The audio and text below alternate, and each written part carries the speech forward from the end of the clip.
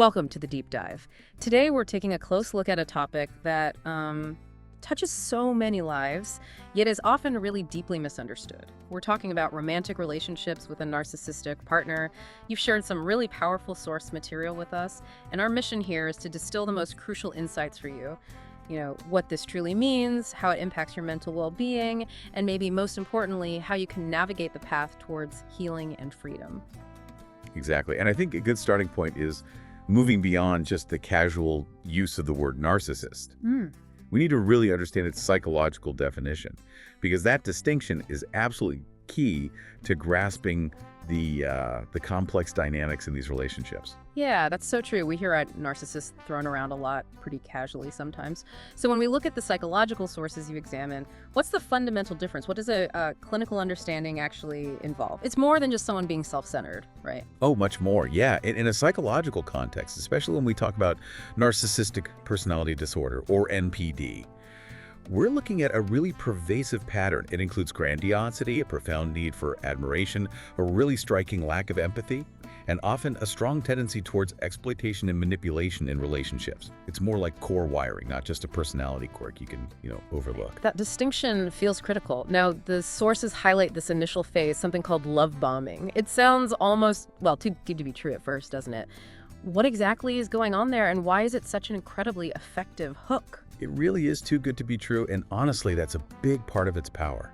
During love bombing, the narcissist intensely idealizes you. They shower you with compliments, affection, attention. They seem to understand your deepest desires, mirroring your hopes, your dreams. It creates this instant, incredibly strong feeling of connection, like you found your soulmate. Wow, like a perfect meal. Exactly. And what's really insidious, is that this intensity can actually hijack your brain's reward system. It creates this almost addictive bond that makes it incredibly difficult to pull away, even when the shift happens, when the devaluation starts. Okay, so that initial intensity sounds overwhelming, almost disorienting. But the sources also paint this picture of a really dramatic and painful shift. What happens when that idealization starts to, crack? When does the mask slip? And what does the relationship actually turn into? Yeah, over time, that intense affection, it morphs into something very different. The charming partner becomes distant, critical, and often profoundly controlling. You very often find yourself walking on eggshells, constantly censoring yourself, just desperate to avoid their displeasure or anger. Your sense of worth starts getting tied completely to their validation, which they start withholding more and more. You mentioned control and criticism. The sources also talk a lot about gaslighting as a core tactic. Can you break that down? What exactly is gaslighting, and why is it so damaging to someone's sense of reality? Gaslighting is it's a really insidious form of psychological manipulation. Basically, you're made to question your own memory, your perception, even your sanity. Your feelings get invalidated, your opinions dismissed. You might hear things like you're too sensitive, or you're imagining things, or even that never happened, when you know it absolutely did. Denying your reality. Exactly. And it's so damaging because it slowly, steadily erodes your ability to trust your own instincts, your own experiences, your own mind, really.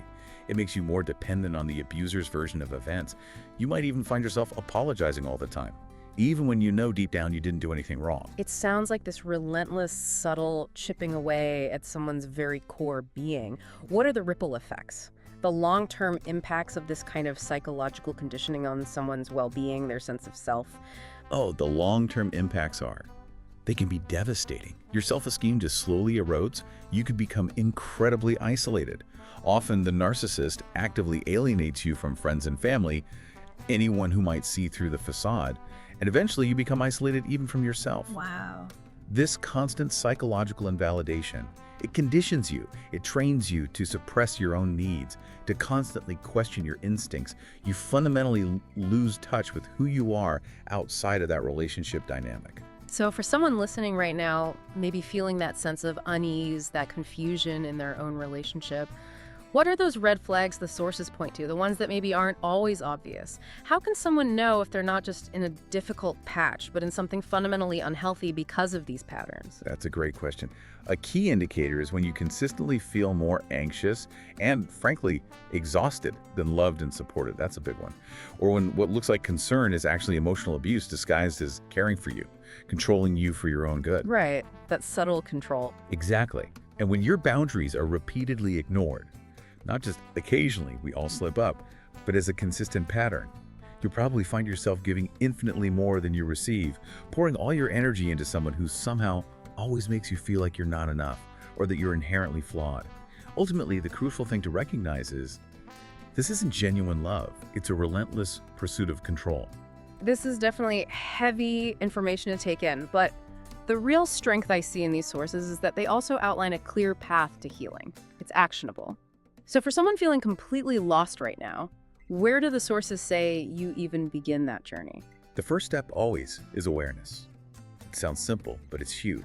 It's about acknowledging the reality of the situation, naming the behavior for what it truly is: manipulation, abuse, control, not love. And this isn't about assigning blame necessarily, but about understanding what happened to you and why you feel the way you do. That clarity, that understanding, it's the absolute foundation for rebuilding. Okay, awareness first. Then setting boundaries seems absolutely crucial based on the sources. But I mean, how do you even begin to do that with someone who, by definition almost, thrives on controlling and just ignores boundaries? Yeah, it's incredibly difficult, no question. Because like you said, narcissists thrive on control and they feed off the reaction they provoke. So the sources really emphasize how critical emotional detachment becomes. You have to stop that cycle. Stop trying to please them. Stop reacting to their provocations. The detachment, okay. And if it's possible, the most effective method is usually no contact. Just completely blocking them from your life. No explanation needed, no further engagement. Cut the cord. And if that's not possible, say with kids. Right. If you absolutely have to stay in touch, maybe because you share children or something unavoidable, the sources suggest what's called the gray rock method. Basically, you become as interesting and reactive as a gray rock. You stay emotionally neutral, stick only to necessary facts, avoid showing any emotion or reaction. You remove their supply, the emotional reaction they crave. Become boring, essentially. Exactly. Uninteresting to them. Healing from this kind of deep psychological conditioning, it sounds like an immense task. The sources strongly push for getting external support. What kind of support is specifically recommended, and why is it considered so vital? Support is absolutely vital, yes. Because you're not just getting over a breakup, you're recovering from prolonged psychological conditioning. It rewires you. A trauma-informed therapist can be an invaluable guide here. Someone who understands narcissistic abuse dynamics. They help you navigate all the confusion, the intense grief, the anger, and that really complex process of rebuilding your identity. Right. Therapy helps you unlearn those patterns you've been trained into, like suppressing your needs, always questioning your instincts, feeling fundamentally unworthy. Beyond the professional help, the sources also talk quite a bit about reclaiming your inner world, your sense of self. For someone who feels like they've completely lost that, where do you even start? How do you rediscover who you are, what brings you joy? It often starts small. You don't have to figure it all out at once. Maybe reconnecting with the person you were before the relationship, or maybe the person you always hoped to become. Revisit old hobbies, listen to music that used to move you, explore places that once made you feel alive and like yourself. Little steps back to yourself. Exactly. Journaling can also be incredibly powerful. Write your story, your truths, not their distorted version of events or of you. Meditation, moving your body through exercise or dance, anything that helps you reconnect. And slowly, carefully, begin to listen to that inner voice again, the one that got silenced for so long. It's really about cultivating self-compassion, being kind to yourself again. This journey sounds like it would absolutely have ups and downs, not a straight line at all. What do the sources say about patience? About having compassion for yourself during what sounds like a potentially long healing process? Oh, they were very clear on this. Healing is not linear. Definitely not. There will be days you miss them, or at least the person you thought they were. Days you question your decision. Days you feel overwhelmed by sadness or anger. And that's all perfectly okay. It's normal. You're grieving. Grieving the relationship, but also maybe the idea of it. Precisely. You're grieving not just a person, but the idea of what that love was supposed to be, the future you thought you had. And it's so crucial to forgive yourself. You stayed, not because you were weak, but likely because you believed in love and hope in the potential you saw. And now you're leaving or healing because you believe in yourself. That's the shift. That's powerful. And understanding that whole cycle, the idealization, the devaluation, the discard, it's also really empowering. When you understand it was a predictable pattern of behavior, it stops feeling so personal. You stop thinking it was something you did wrong. Because it truly never was about you. It was about their patterns. This deep dive, it really does reveal not just the painful reality of these relationships, but it also lays out such a clear, actionable path toward recovery, towards getting yourself back. Your resilience, if you're going through this, is truly incredible. Absolutely. And remember, you are not broken. Yeah. You are healing. You're reclaiming your voice, your worth, your fundamental freedom. There is absolutely a vibrant, fulfilling life after narcissistic abuse. Yeah. A life that is peaceful, empowering, and rooted firmly in your own truth. So as you move forward, maybe consider this. How can truly understanding these insidious patterns become a powerful act, an act of reclaiming your own narrative? And how can it help you foster future relationships that are genuinely rooted in mutual respect and authentic connection? This knowledge is now yours to empower you.